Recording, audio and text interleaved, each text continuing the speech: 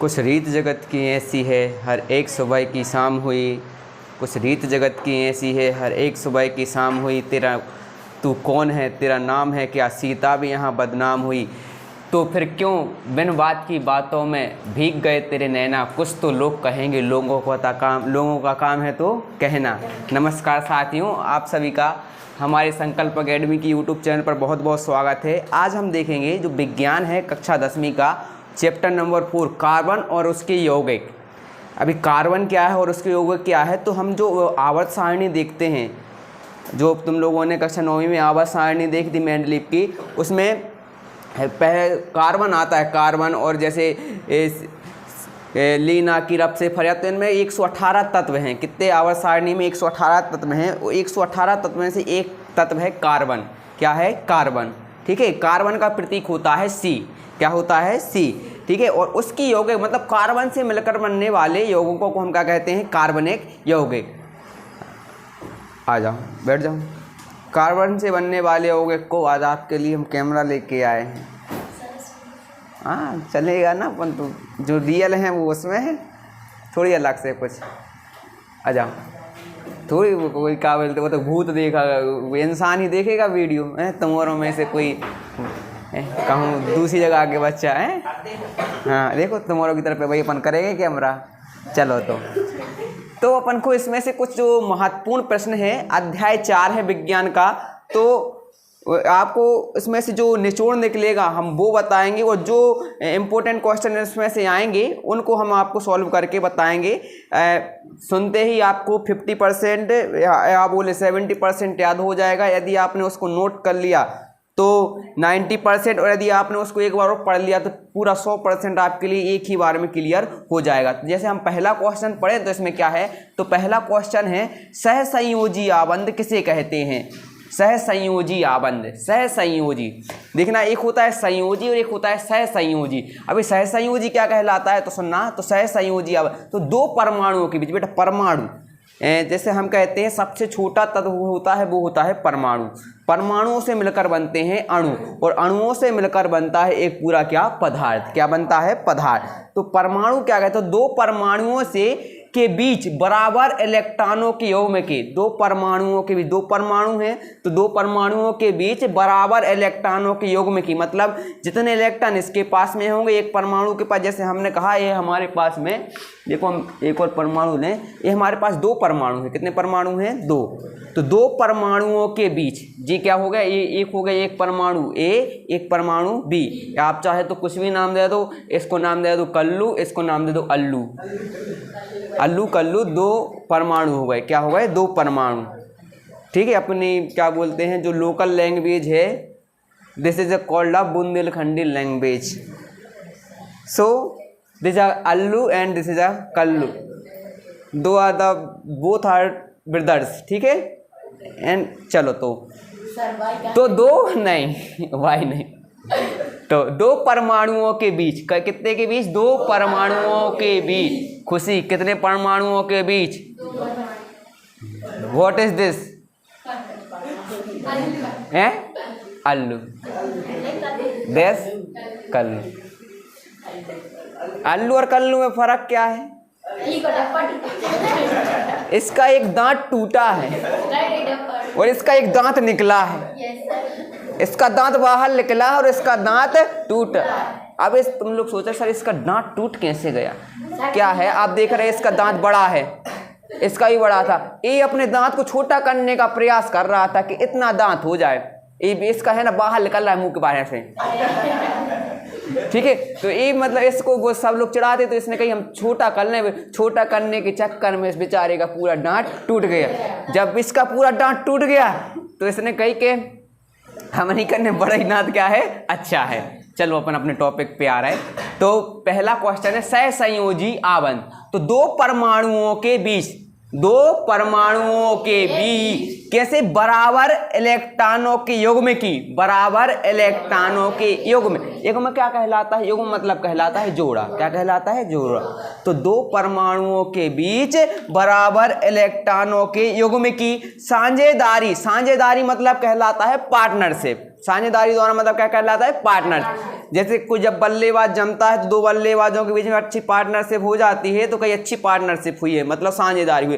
तो दो परमाणुओं के बीच, कितने परमाणुओं के बीच? दो परमाणुओं के बीच बराबर इलेक्ट्रॉनों के युग्म की, दो परमाणुओं के बीच बराबर इलेक्ट्रॉनों के युग्म की साझेदारी द्वारा, काय के द्वारा? साझेदारी द्वारा बनने वाले आबंध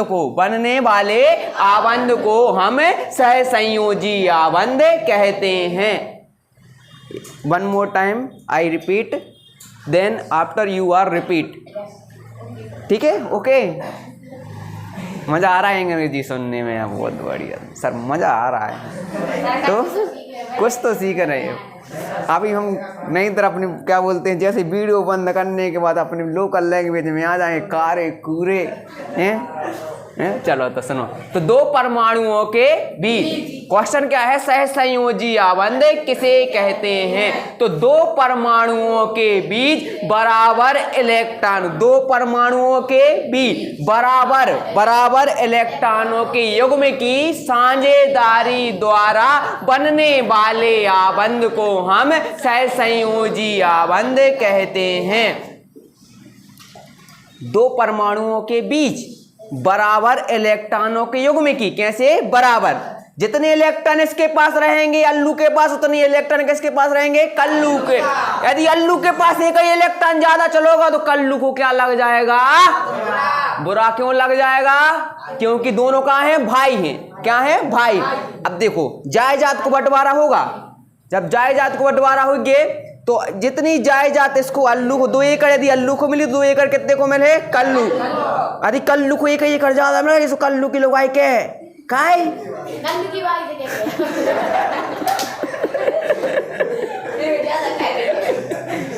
ज्यादा हमें लगाओ है, हम नहीं खर जाओ नहीं के संग तो कई भी दादा भाई से तुम जाओ वो नहीं के संग तुम हो 1 एकड़ ज्यादा था ही, तो नहीं, ये सो नहीं करते इसे, कैसे दे? बराबर। कैसे? बराबर। तो जो हिस्सेदारी होगी, पार्टनरशिप होगी, वो कैसी होगी? बराबर। तो जे अपन को अल्लू कल्लू कुछ नहीं लिख ले, तो हम समझावे के हिसाब से बताए, ठीक है? तो एक और बार सुन लो लिखने का है। तो दो आखिरी बार बोल रहे हैं हम, इसके बार नहीं बोलेंगे।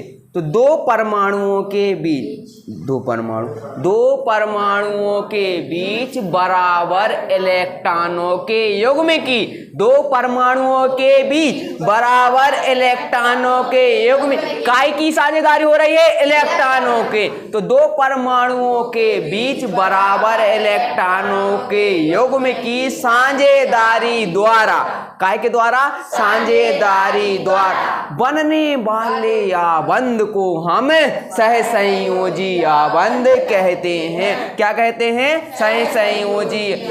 और इसी प्रकार बनने वाले यौगिक को, इसी प्रकार बनने वाले यौगिक को हम सहसंयोजी यौगिक कहते हैं। आखिरी बार सुन लेना, दो परमाणुओं के बीच बराबर इलेक्ट्रॉनों के युग्म की साझेदारी द्वारा बनने वाले आबंध को हम सहसंयोजी आबंध कहते हैं। और इसी प्रकार बनने वाले यौगिक को हम सहसंयोजी यौगिक कहते हैं। लिख लीजिए। चलिए, तो अब देख रहे हैं अपन हाइड्रोकार्बन क्या है और उदाहरण देकर समझाइए। तो हाइड्रोकार्बन क्या है तो सुनना, हाइड्रोकार्बन नाम में ही उसकी परिभाषा छुपी है। देखो, यदि हम हाइड्रोकार्बन को संधि विच्छेद करें तो हाइड्रो और कार्बन, मतलब हाइड्रोजन और कार्बन, हाइड्रोजन और कार्बन। तो हाइड्रोकार्बन क्या है तो सुनना, ऐसे कार्बनिक यौगिक, कैसे यौगिक? ऐसे कार्बनिक यौगिक, ऐसे कार्बनिक यौगिक जो हाइड्रोजन और कार्बन से मिलकर बने होते हैं। काय से मिलकर बने होते हैं? हाइड्रोजन और कार्बन, हाइड्रोजन और कार्बन से मिलकर बने होते हैं, उन्हें ही हम क्या कहते हैं? हाइड्रोकार्बन कहते हैं। तो ऐसे कार्बनिक यौगिक जो हाइड्रोजन और कार्बन से मिलकर बने होते हैं, ऐसे यौगिकों को हम क्या कहते हैं? हाइड्रोकार्बन कहते हैं। तो ऐसे कार्बनिक यौगिक जो हाइड्रोजन और कार्बन से मिलकर बने होते हैं, उन्हें हम क्या कहते हैं? हाइड्रोकार्बन कहते हैं। जैसे मेथेन, एथेन, प्रोपेन, ठीक है, methane, ethane, ethene, methane, ethane और एथीन क्या है, ये क्या है, हाइड्रोकार्बन। मेथेन का सूत्र होता है CH4, क्या होता है, CH4, क्या होता है, C, कैसे लिखा जाता है, देखो CH4, CH4। मेथेन को कैसे लिखा जाता है, CH4। एथेन को कैसे लिखा जाता है, एथेन का सूत्र होता है C2H6, क्या होता है, C2H6। और एथीन का सूत्र होता है C2H4, C2H4। तो जी क्या है, हाइड्रोकार्बन है, क्या है, हाइड्रोकार्बन। तो ऐसे कार्बनिक यौगिक, कैसे कार्बनिक यौगिक, ऐसे कार्बनिक यौगिक जो हाइड्रोजन एवं कार्बन से मिलकर बने होते हैं उन्हें हम क्या कहते हैं, हाइड्रोकार्बन कहते हैं। क्या कहते हैं, हाइड्रो। उदाहरण में क्या लिखोगे, methane, ethane, ethene, methane, ethane, ethene. जे CH4 क्या है, मेथेन, क्या है, मेथेन। जे क्या है, एथेन, एथेन। और जी क्या है, एथीन, क्या है, एथीन। Methane, ethane, ethene. तो ऐसे कार्बनिक यौगिक जो हाइड्रोजन और कार्बन से मिलके बने होते हैं उन्हें हम क्या कहते हैं, हाइड्रोकार्बन कहते हैं। उदाहरण मेथेन, एथेन, एथीन लिख लो। चलो तो भैया अगले क्वेश्चन है अपना, संतृप्त एवं असंतृप्त हाइड्रोकार्बन किसे कहते हैं। तो हाइड्रोकार्बन भी कितने प्रकार के होते हैं, दो। अभी हमने कुछ समय पहले, कुछ समय क्या, कुछ सेकंडों पहले ही परिभाषा पढ़ी थी हाइड्रोकार्बन की, पढ़ी थी कि भैया ऐसे कार्बनिक यौगिक जो हाइड्रोजन और कार्बन से मिलकर बने होते हैं उन्हें हम हाइड्रोकार्बन कहते हैं। उदाहरण methane, CH4, ethane, C2H6, ethene, क्या होता है, C2H4। तो जी क्या है, हाइड्रोकार्बन है। तो अब हाइड्रोकार्बन भी कितने प्रकार के होते हैं, दो। एक तो रहते हैं संतृप्त और एक होते हैं असंतृप्त। जो संतृप्त और असंतृप्त का वाला है,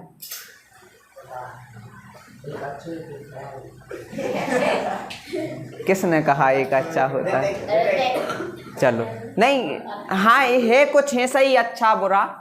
तो देखो संतृप्त और असंतृप्त, देखो संतृप्त मतलब जो का होगा वह तृप्त होगा वह, और असंतृप्त जो आधो भुक्कड़ है, अबे उनको आधी रोटी मिली, आधी रोटी की और भूख है, अबे जो ने गरी तक खा लो दबा के ते तक बिल्कुल कि अब वो नहीं खा पे, वो का है, वो संतृप्त, का है वो संतृप्त। और जो को भूख है 10 रोटी की मिली 2 रोटी, अबे भी 8 रोटी जरूरी है, वो का है, वो असंतृप्त, का है वो असंतृप्त। तो सुनना, संतृप्त बेहाइड्रोकार्बन, बेहाइड्रोकार्बन जिनमें केवल एकल, कैसा, एकल, एकल मतलब दो ही, मतलब त्रि मतलब, तो हमें तो कितने कह रहे, एक नहीं कही, का कही, एकल। हाँ चंचल ने लिखे क्यों, एकल, हाँ कोई को नाम तो नहीं है चंचल वंचल तो लिखो, लिखे नहीं, सुनो ध्यान से। बेहाइड्रोकार्बन जिनमें केवल, जिनमें केवल एकल, का एक, बहुत ही महत्वपूर्ण शब्द है जो एकल। तो बेहाइड्रोकार्बन जिनमें केवल एकल, जिनमें केवल एकल सहसंयोजी आबंध होता है। अब एक अच्छा उदाहरण देके समझाएंगे, ठीक है, तुम्हारे को सर जा बात तो आप सही कह रहे होगे। तो बेहाइड्रोकार्बन जिनमें केवल एकल सहसंयोजी आबंध होता है उसे हम संतृप्त हाइड्रोकार्बन कहते हैं। क्या कहते हैं, संतृप्त हाइड्रोकार्बन कहते हैं। तो बेहाइड्रोकार्बन, कौन से हाइड्रोकार्बन, कौन से, अरे पागला हम कह रहे बे, जो आए, देखो हम क्या बताई थी, जो को आए, अरे यार जी को नाम का है, शुरू में ही नामकरण करो तो अपन अल्लू, जो अल्लू और जो कल्लू। अब सुनना, जो संतृप्त है बेचारो, जो का है वो क्या संतृप्त, तो ई को एक ही भी आओ भाव, कितना भाव है, एक है। ठीक है। हाँ हाँ, अब इनको भी करवा रहे हो, 3-4 ब्याह करवा है अपन। हाँ, तो बेहाइड्रोकार्बन जिनमें केवल एकल सहसंयोजी आबंध होता है उसे हम संतृप्त हाइड्रोकार्बन कहते हैं। जो का है को संतृप्त है, अपने एक ब्याह में खुश। हाँ नहीं, कल्लू, ठीक है, कल्लू लालची। एक बार दहेज में लगाओ, कहीं इको का पतो है गो, इको जा पतो है गो के ब्याह हो सु दहेज मिला थे, नहीं एक बार कर लो, दूसरी बार भी कर लो, पतो नहीं है अबे, तीसरी बार कर लो। अब जो का है वो करते ही जा रहा हूँ, भड़े हो घाए, एक शहर में करे आओ, दूसरे शहर में करे आओ, तीसरे शहर में करे आओ।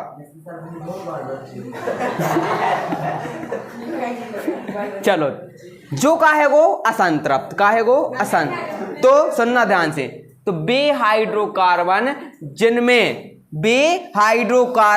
जिनमें एक या एक से अधिक द्विबंध या त्रिबंध होते हैं, द्विबंध या दो ब्याह या तीन ब्याह, द्विबंध या त्रिबंध होते हैं, उन्हें हम कौन से हाइड्रोकार्बन कहते हैं? असंतृप्त हाइड्रोकार्बन कहते। जिनमें केवल एकल बंध है, जिनमें केवल का है एकल आबंध है, वे कहेंगे संतृप्त। जो उनमें द्विबंध या त्रिबंध है वे कहेंगे असंतृप्त। कवि की भावनाओं को समझे, बातों को समझ गए तो सुनो, एक और बार सुन लो, सुना दें हम, सुनाने पर। संतृप्त और असंतृप्त परिभाषा ध्यान सुनना। ओ भैया तेरा ध्यान किधर है, तेरा हीरो इधर। इतना देख लो तो ना कमाए लाने, हम इतने अच्छे तैयार हो के आए, सवेरे से नहा धो के आए हैं, सफ़ेद शर्ट पहन के आए हैं, माइक लेके आए हैं, स्टैंड लेके आए हैं, मोबाइल लेके आए हैं, संगे संगे अल्लू और कल्लू को भी लेके भी आए। हाँ चलो तो सुनो, बेहाइड्रोकार्बन, या सुनना ध्यान से, का बोली है? बेहाइड्रोकार्बन जिनमें केवल एकल आबंध होता है, बेहाइड्रोकार्बन जिनमें केवल एकल आबंध होता है उन्हें हम संतृप्त हाइड्रोकार्बन कहते हैं। और बेहाइड्रोकार्बन जिनमें एक या अधिक द्विबंध या त्रिबंध होता है उसे हम असंतृप्त कौन सा? असंतृप्त हाइड्रोकार्बन कहते हैं। आखिरी बार सुन लो, इसके बाद लिख लेना तुम लोग। तो इसके बाद ना हम बोलेंगे, तुम सीधा लिख लेना। तो बेहाइड्रोकार्बन जिनमें केवल एकल आबंध होता है, बेहाइड्रोकार्बन जिनमें केवल एकल सहसंयोजी आबंध होता है, बेहाइड्रोकार्बन जिनमें केवल एकल सहसंयोजी आबंध होता है उसे हम संतृप्त हाइड्रोकार्बन कहते हैं। और बेहाइड्रोकार्बन जिनमें एक या अधिक द्विबंध या त्रिबंध आबंध होता है, या द्विबंध या त्रिबंध होता है उसे हम क्या कहते हैं? असंतृप्त हाइड्रोकार्बन कहते हैं। लिख लीजिए। चलो तो भैया अगला क्वेश्चन है अपना, ध्यान सुनना। क्वेश्चन है एल्केन, एल्कीन और एल्काइन। एल्केन और एल्काइन। एल्कीन पहले नंबर, तीन व्यक्ति हैं। एल्केन इधर देखो सब लोग, एल्केन, एल्कीन और एल्काइन। एल्काइन। अब सुनना ध्यान से, एल्केन और एल्काइन क्या है? ये तीनों ध्यान से। तो बेहाइड्रोकार्बन, जो क्या है? एल्केन। क्या है? एल्केन। तो बेहाइड्रोकार्बन जिनमें सभी आबंध एकल होते हैं। क्या होते हैं? एकल, सिंगल लेते हैं। अब देखो सब जने सिंगल हैं, जितने बैठे हैंगे हम तक मिला के कहाँ हैंगे? सिंगल हैं। अब ठीक है, तो ऐसा तो पर्सन है तो कोई है नहीं जो ब्याह में होगा हुए, ठीक है। बाल विवाह तो नहीं होगा भैया कोनो को, नहीं वो, ठीक है। है होगा। चलो तो अपन कहाँ हैंगे एल्केन, अपन कहाँ हैंगे एल्केन, अपन कहाँ हैंगे एल, सब अपन कहाँ हैंगे एल्केन। तो बे हाइड्रोकार्बन जिनमें सभी आबंध, जिनमें सभी आबंध कैसे होते हैं एकल होते हैं, कैसे होते हैं एकल होते हैं, उसे हम क्या कहते हैं एल्केन। क्या कहते हैं एल्केन। बे हाइड्रोकार्बन जिनमें सभी आबंध कैसे होते हैं एकल, क्या होते हैं एकल, उसे हम क्या कहते हैं एल्केन। क्या कहते हैं एल्केन। अब देखना एल्कीन, सुनना हाँ। बे हाइड्रोकार्बन, बे हाइड्रोकार्बन जिनमें कम से कम, जिनमें कम से ज्यादा से ज्यादा नहीं कह रहे, कम से कम एक आबंध, क्या कैसा बंध, एक आबंध द्विबंध होता है। कैसा होता है द्विबंध। मुकेश सर कहाँ हैंगे द्विबंध, कहाँ हैंगे द्विबंध। एक ही भी आओ भाव है, एक ही, ठीक है। तो भी कहाँ हैंगे ये का द्विबंध आबंध है, मतलब कौन से भी का होगा एल्कीन, का होगा एल्कीन। और अपन कहाँ हैंगे सबरे, अपन एल्केन, सर कहाँ हैंगे कहाँ हैंगे एल्कीन। तो बे हाइड्रोकार्बन, कौन से हाइड्रोकार्बन, बे हाइड्रोकार्बन जिनमें कम से कम, जिनमें कम से कम एक आबंध, एक आबंध क्या होता है द्विबंध, क्या होता है द्विबंध होता है, उसे हम क्या कहते हैं एल्कीन। क्या कहते हैं एल्कीन। अपन क्या है एल्केन, भी क्या हो गए एल। देखो जिनमें सभी आबंध एकल होते हैं भी क्या कहलाते हैं एल्केन। जिनमें कम से कम एक आबंध क्या होता है द्विबंध, क्या होता है द्विबंध, उसे हम क्या कहते हैं एल्कीन और एल्काइन। ये तो कोई है कोई एल्काइन, तीन भी आवारो है वो। चलो तो सुनो, तो बे हाइड्रोकार्बन जिनमें कम से कम एक आबंध क्या होता है त्रिबंध होता है। क्या होता है त्रिबंध। कितने बंध होते हैं त्रिबंध। एक जनों कितने जनों हुए तीन आबंध। क्या रहता है कम से कम एक आबंध क्या होता है त्रिबंध। कितने बंध रहता है त्रिबंध। एक जनों के मतलब कितनी सादी रहती हैं तीन। तो बे हाइड्रोकार्बन जिनमें कम से कम एक आबंध क्या होता है त्रिबंध होता है, उसे हम क्या, सीधे बैठना बिल्कुल, मुंह बंद बिल्कुल। तो बे हाइड्रोकार्बन जिनमें कम से कम एक आबंध क्या होता है त्रिबंध होता है, उसे हम क्या कहते हैं एल्काइन कहते हैं। देखो शॉर्ट में, जिनमें सभी आबंध एकल हैं, सभी आबंध क्या हैं एकल, बी है एल्केन। जिनमें कम से कम एक आबंध क्या है द्विबंध, क्या है द्विबंध, बी क्या है एल्काइन, क्या है एल्कीन, क्या है एल्कीन। और जिनमें कम से कम एक आबंध क्या है त्रिबंध, क्या है त्रिबंध, बी क्या हैंगे एल्काइन। सभी जिनमें सभी आबंध एकल हैं बी एल्केन। जिनमें कम से कम एक आबंध द्विबंध है बी क्या है एल्कीन, क्या है एल्कीन। और जिनमें कम से कम एक आबंध, कौन सा आबंध एक, कैसा बंध है त्रिबंध, भी क्या है एल्काइन, क्या है एल्काइन। लिख लो। चलो ये अगला क्वेश्चन है अपना, विषम परमाणु किसे कहते हैं। क्वेश्चन क्या है विषम परमाणु क्या कहते हैं, उदाहरण देकर समझिए विषम परमाणु क्या है। तो विषम परमाणु, कैसा परमाणु विषम परमाणु। तो इस वाले पूरे चैप्टर में देखो पूरी कहानी किसके इर्द गिर्द घूमेगी, कार्बन और हाइड्रोजन के इर्द गिर्द घूमेगी। काय काय के कार्बन और हाइड्रोजन, हर क्वेश्चन में कार्बन और हाइड्रोजन तो आएगा ही आएगा। तो और जो इनसे कार्बन और हाइड्रोजन से मिलके बनने वाले यौगिक होने हम कौन से यौगिक कहते हैं कार्बनिक यौगिक। कौन से यौगिक कहते हैं कार्बनिक यौगिक। तो सुनना क्वेश्चन है विषम परमाणु किसे कहते हैं। कौन सा परमाणु विषम परमाणु। तो किसी कार्बनिक यौगिक से, किसी कार्बनिक यौगिक से, किसी कार्बनिक यौगिक से, किसी कार्बनिक यौगिक से हाइड्रोजन को, काय को हाइड्रोजन को। कार्बनिक यौगिक में क्या कार्य, दो चीजें नहीं थी, एक तो कार्बन और एक हाइड्रोजन, दो चीजें रहती हैं। जैसे अपन ने भाई एक उदाहरण देखे थे, देखो जी लिखे कार्बन और हाइड्रोजन, सब में कार्बन और हाइड्रोजन सी और एच सब में है। तो किसी कार्बनिक यौगिक से किसी कार्बनिक यौगिक से हाइड्रोजन को प्रतिस्थापित मतलब हटा के, जैसे मान के चलो जो हाइड्रोजन है, हाइड्रोजन को हटा दो और इसको स्थान कोई दूसरो ले ले, प्रतिस्थापित कर दो। क्या कर दो? प्रति, जैसे अपन प्रतिस्थापन गणित में विधि करत होंगे तो ऐसे ही क्या कर दे? प्रतिस्थापित, हटा दे। तो किसी कार्बनिक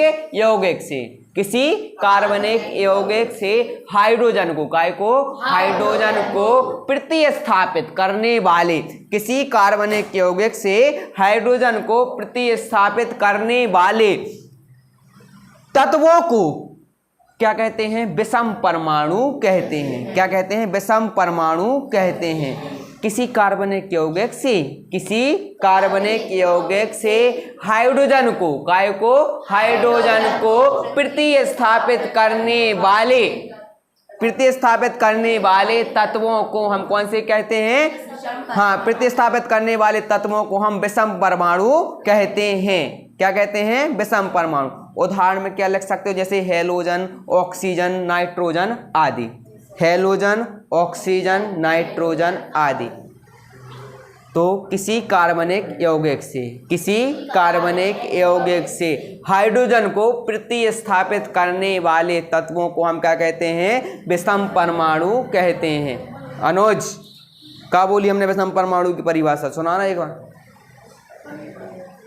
तो सीधे बैठ जाओ पहले। किसी कार्बनिक यौगिक से काय को प्रतिस्थापित करने वाले? हाइड्रोजन को प्रतिस्थापित करने वाले तत्वों को, हाइड्रोजन को प्रतिस्थापित करने वाले तत्वों को हम विषम परमाणु कहते हैं। किसी कार्बनिक यौगिक से हाइड्रोजन को प्रतिस्थापित करने वाले तत्वों को हम विषम परमाणु कहते हैं। उदाहरण में हेलोजन, ऑक्सीजन, नाइट्रोजन आदि लिख लो। अगला क्वेश्चन है, समावयवी एवं समावयवता से आप क्या समझते? क्वेश्चन ध्यान से सुनना। समावयवी एवं समावयवता से आप क्या समझते हैं? समावयवी एवं समावयवता। हेलो ग्रीन शर्ट, क्या बोला हमने? समावयवी एवं समावयवता से आप क्या समझते हैं? तो सुनना ध्यान से। जब एक ही अणुसूत्र द्वारा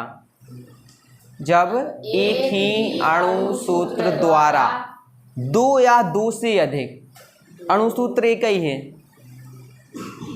अणुसूत्र क्या है? एक ही है। जैसे मान के चलो कोई माता पिता हैं, ठीक है, कोई पेरेंट्स हैं, उनकी दो संतानें हैं। कितनी संतानें हैं? दो संतान। उनसे बेटा हम पूछा क्या है तुम्हारे पापा को का नाम? सुबह के हैं अल्लू, ठीक है। वो दूसरे से पूछी कि तुम्हारे पापा को का नाम? का है बेबी, का कहेंगे? अल्लू, ठीक है। अणुसूत्र एक ही है, अणुसूत्र एक ही। तो सुनना क्या कह रहे हैं? जब एक ही अणुसूत्र द्वारा, क्या कही हमने राधिका? हाँ, जब एक ही अणुसूत्र द्वारा दो या दो से अधिक, दो या दो से ज़्यादा संतानें भी हो सकते हैं, उनकी दो संतान है। तो जब एक ही अणुसूत्र द्वारा दो या दो से अधिक, जब एक ही अणुसूत्र द्वारा दो या दो से अधिक, जैसे लालू प्रसाद यादव की कितनी संतानें हैं? 10 संतानें हैं। कितनी संतानें? हाँ हाँ, आलू की नहीं, लालू, हाँ लालू यादव, ठीक है। हाँ 10 हैं, ठीक है। 2 मर गई थी और पहले, ठीक है। हाँ, तो मर गई थी पहले। अब नहीं, मतलब मर भी के बाद 10 बची, ठीक है। हाँ, सब 2 5 बालिकाएं हैं, 4 बालक हैं, ठीक। चलो हाँ है, चलो तो सुनो, आ जाओ हट, सुनो। तो सब जने अपने बाप को नाम क्या लिखा था? लालू। क्या लिखा था? लालू। हाँ का? अरे छोड़ो, हाँ तो उसको अपन अपने पे आ जाए। तो जब एक ही अणुसूत्र द्वारा, अणुसूत्र का है एक, जब एक ही अणुसूत्र द्वारा दो या दो से अधिक, जब एक ही अणुसूत्र द्वारा दो या दो से अधिक कार्बनिक यौगिक प्रदर्शित किए जाते हैं। यौगिक प्रदर्शित किए जाते हैं। वे सब जो उसके जो बच्चा है वे क्या है, कार्बनिक यौगिक, वे क्या है, कार्बनिक। और जो एक ही अणुसूत्र है वो क्या है, अल्लू, वो क्या है, अल्लू। तो जब एक ही अणुसूत्र द्वारा, जब एक ही अणुसूत्र द्वारा दो या दो से अधिक, जी का होगा दो है, जब एक ही अणुसूत्र द्वारा दो या दो से अधिक कार्बनिक यौगिक प्रदर्शित किए जाते हैं। जब एक ही अणुसूत्र द्वारा, मतलब वही अणुसूत्र इनको, वही अणुसूत्र का है उनको, तो जब एक ही अणुसूत्र द्वारा दो या दो से अधिक कार्बनिक यौगिक प्रदर्शित किए जाते हैं तो वे कार्बनिक यौगिक समावयवी यौगिक कहलाते हैं। कौन से कहलाते हैं, समावयवी यौगिक कहलाते। तथा उनका यह गुण, तथा उनका यह गुण समावयवता कहलाता है। क्या कहलाता है, उनका यह गुण क्या कहलाता है, समावयवता कहलाता है। एक और बात सुनना, जब एक ही अणुसूत्र द्वारा, जब एक ही अणुसूत्र द्वारा, एक ही अणुसूत्र द्वारा दो या दो से अधिक, दो या दो से अधिक कार्बनिक यौगिक क्या किए जाते हैं, प्रदर्शित किए जाते हैं, तो ऐसे कार्बनिक यौगिक को हम समावयवी यौगिक कहते हैं। तथा उनका यह गुण, तथा इनका यह गुण समावयवता कहलाता है। लिख लीजिए। अगला क्वेश्चन है अपना, संरचनात्मक समावयवता से आप क्या समझते हैं। संरचनात्मक समावयवता क्या है। देखो, संरचनात्मक मतलब अणुसूत्र तो एक ही रहेगा, लेकिन जैसे मान चलो संतान रेत है, दो ही संतान एक सी दिखत का, कुछ ना कुछ डिफरेंस रेत है। तुम और दो ही बहनों में डिफरेंस है कि नहीं है गो तुम्हारों में जैसे रोशनी है आरुषि है, तुम्हारा डिफरेंस है कि नहीं है, ठीक है। तो जैसे कार्य थे संतान रहे तो उनमें कहा डिफरेंस है, जब तो अपन पहचान पात, तो अणुसूत्र एक ही है, लेकिन कहा गो दो ही संतानों में डिफरेंस आ गो, कहा गो डिफरेंस। तो सुनना, जब एक ही, सुनना ध्यान सुनना क्या कह रहे हैं, जब किसी संरचनात्मक, जब किसी कार्बनिक यौगिक का, जब किसी कार्बनिक यौगिक का अणुसूत्र, जब किसी कार्बनिक यौगिक का अणुसूत्र एक होते हुए भी उसकी संरचनाएं विभिन्न रूपों में होती हैं। संरचनाएं क्या होती हैं, विभिन्न रूपों में होती हैं। जब किसी कार्बनिक यौगिक का, जब किसी कार्बनिक यौगिक का अणुसूत्र एक होते हुए भी, जब किसी कार्बनिक यौगिक का अणुसूत्र एक, लिखना मत खुशी अभी, हाँ होता एक, हाँ होता ही, देखें लिखो क्या नहीं लिखो, लिखो वही क्यों, मेरे को छोटे पकड़ फेंक देंगे बिल्कुल। तो जब किसी कार्बनिक यौगिक का अणुसूत्र एक होते हुए भी उसकी संरचनाएं भिन्न भिन्न होती, या उसकी संरचनाएं विभिन्न रूपों में होती हैं, तो इस प्रकार की समावयवता को हम संरचनात्मक समावयवता कहते हैं। तो जब किसी कार्बनिक यौगिक का अणुसूत्र एक होते हुए भी, जब किसी कार्बनिक यौगिक का अणुसूत्र एक होते हुए भी उसकी संरचनाएं विभिन्न रूपों में होती हैं, तो इस प्रकार की समावयवता को हम संरचनात्मक समावयवता कहते हैं। लास्ट बार सुन लो, उसके बाद लिख लेना। जब किसी कार्बनिक यौगिक का, जब किसी कार्बनिक यौगिक का अणुसूत्र एक होते हुए भी उसकी संरचनाएं विभिन्न रूपों में होती हैं। जब किसी कार्बनिक यौगिक का अणुसूत्र एक होते हुए भी उसकी संरचनाएं कैसे रूपों में होती हैं, विभिन्न रूपों में होती हैं, तो इस प्रकार की समावयवता को हम कौन सी समावयवता कहते हैं, संरचनात्मक समावयवता कहते हैं। राइट। अगला क्वेश्चन है, किण्वन क्या है, या किण्वन से आप क्या समझते हैं। तो सुनना भैया, किण्वन क्या है। तो किण्वन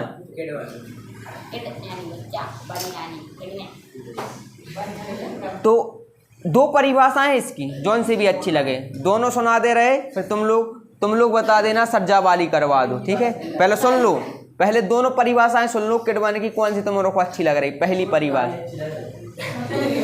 अब सुनो, अब तुम्हें बड़ी वाली याद करवाएं, अब तुम्हें हम बड़ी वाली अच्छी ही करवाएंगे, उसके बाद तुम क्या छोटी। चलो एक सेकंड, किडवन सुनना ध्यान से। एंजाइम की उपस्थिति में, काय की उपस्थिति में, इनवर्टेड कॉमा में लिखना किडवन का, तो एंजाइम की उपस्थिति, एंजाइम की उपस्थिति में होने वाली जैव रासायनिक अभिक्रियाएं, एंजाइम की उपस्थिति में होने वाली जैव रासायनिक अभिक्रियाएं किडवन कहलाती हैं।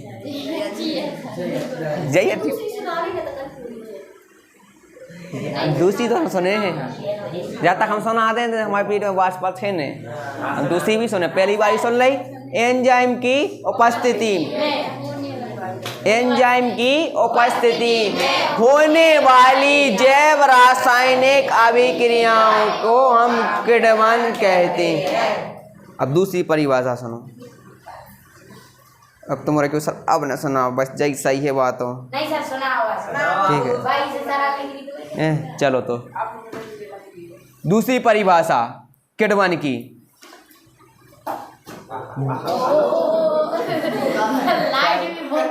क्या है भाई, तुम्हें भी नहीं सुनने का, तुम लग रहे होगे। हाँ, तो दूसरे शब्दों में किडवन की परिभाषा, बेरासायनिक अभिक्रियाएं, बेरासायनिक, अरे रुक जा रे पापी, हम अब खींच रहे हैं बिल्कुल।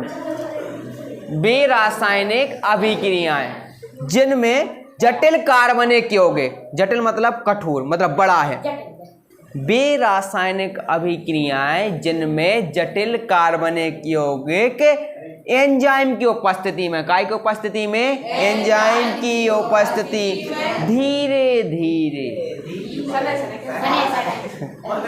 अब कैसे कर, तो बेरासायनिक अभिक्रियाएं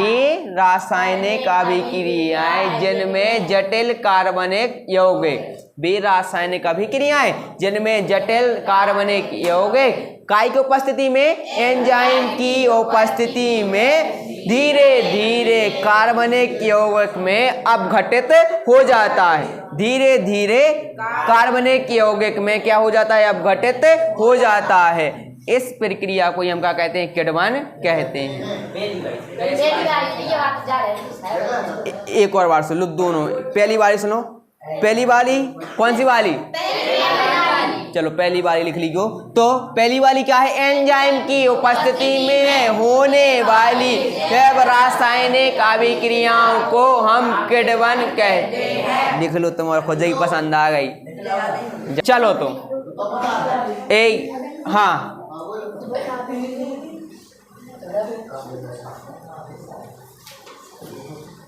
अगला क्वेश्चन है अपना, हाइड्रोजनीकरण से आप क्या समझते हैं। देखो हाइड्रोजनीकरण मतलब में एक शब्द है को हाइड्रोजन, का है को हाइड्रोजन, तो हाइड्रोजनीकरण क्या कहलाता है, सुनना ध्यान से।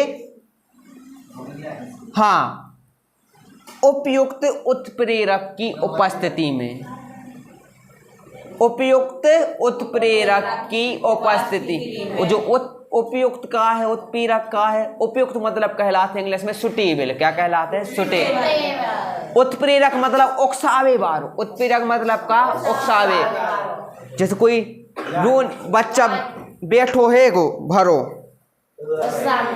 रो नहीं रहो है, अब कोई गाओ तुम्हारे से कहीं तुम्हारे की तो आदत है, बहुत बुरी आदत के, तुम्हारी मोड़ा को रोआ देते होगे, तुम्हारे गए पेन्ना पेन्ना रोल लगो तू नहीं रो रहा हो गे, देखो तू रोल लगो, वो बच्चे लिया करो, हम नहीं रो रहे हैं, करा थे ऐसे करा छोटे बच्चे।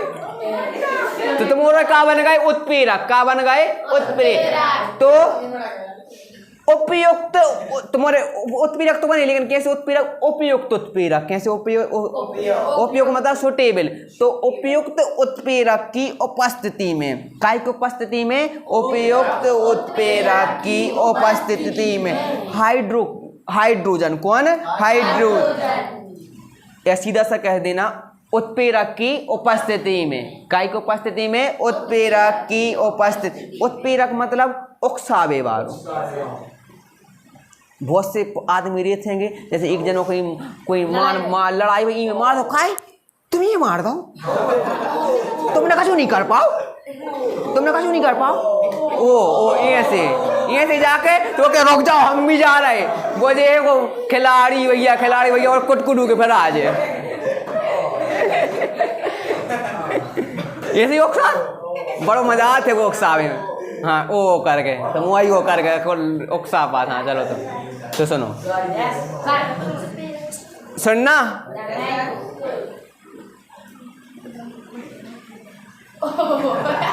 उपयुक्त उत्प्रेरक की उपस्थिति में, उपयुक्त उत्प्रेरक की उपस्थिति में हाइड्रोजन। कौन है? हाइड्रोजन। असंतृप्त कार्बनिक यौगिक से, देखो असंतृप्त में पहले बता चुके।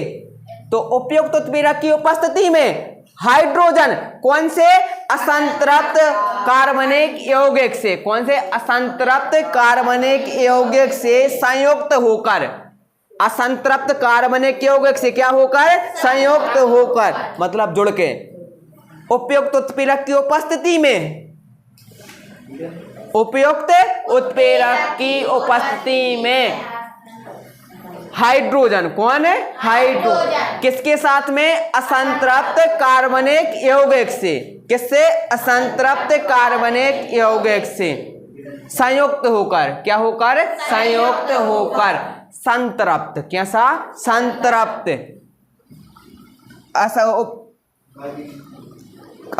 कार्बनिक यौगिक से संयुक्त होकर उन्हें संतृप्त करने की प्रक्रिया, असंतृप्त यौगिक से संयुक्त होकर क्या? उसे संतृप्त करने की प्रक्रिया क्या कहलाती है? हाइड्रोजनीकरण कहलाती है। एक और बार सुनना, उपयुक्त उत्प्रेरक की उपस्थिति में, उपयुक्त उत्प्रेरक की उपस्थिति में हाइड्रोजन। कौन है? हाइड्रोजन। उपयुक्त उत्प्रेरक की उपस्थिति में हाइड्रोजन किसके साथ में? असंतृप्त कार्बनिक यौगिकों से। उपयुक्त जी मान के चलो जो का होगा उपयुक्त उत्प्रेरक का होगा, उपयुक्त उत्प्रेरक जो होगा वो हाइड्रोजन का होगा, हाइड्रोजन।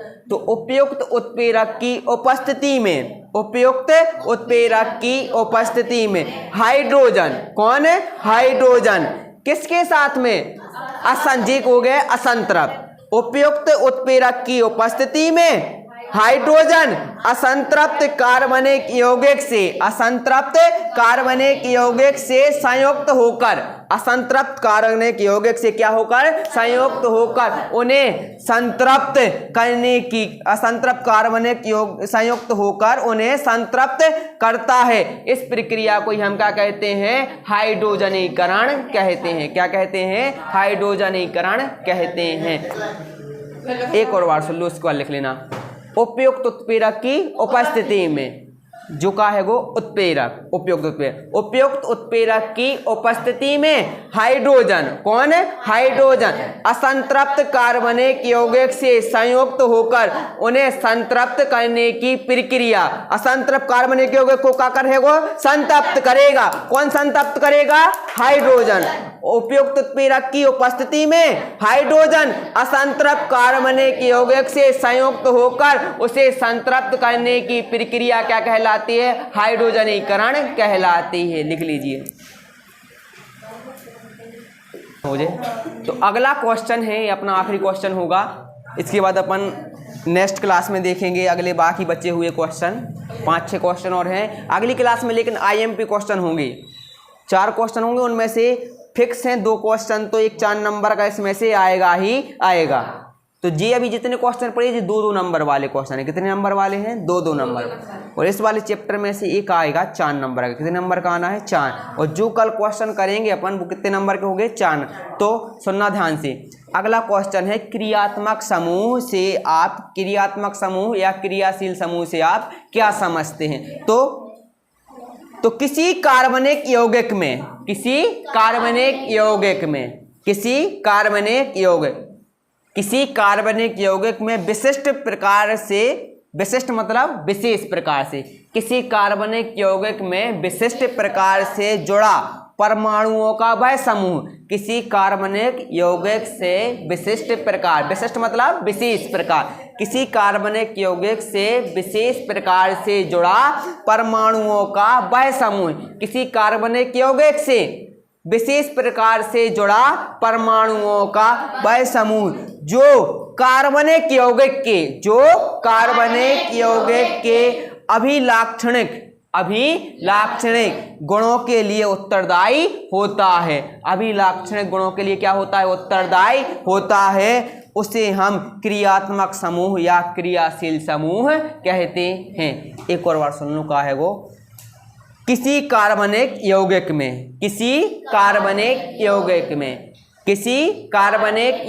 में किस तरीके से? विशेष तरीके से। किसी कार्बनिक यौगिक में विशेष प्रकार से जुड़ा, क्या जुड़ा? परमाणुओं का समूह। किसी कार्बनिक यौगिक से विशेष प्रकार से जुड़ा परमाणुओं का समूह जो उस कार्बनिक यौगिक के अभिलाक्षणिक, कैसे? अभिलाक्षणिक गुणों के लिए क्या होता है? उत्तरदायी होता है। तो उसे हम क्रियात्मक समूह या क्रियाशील समूह कहते हैं। धन्यवाद। चलो।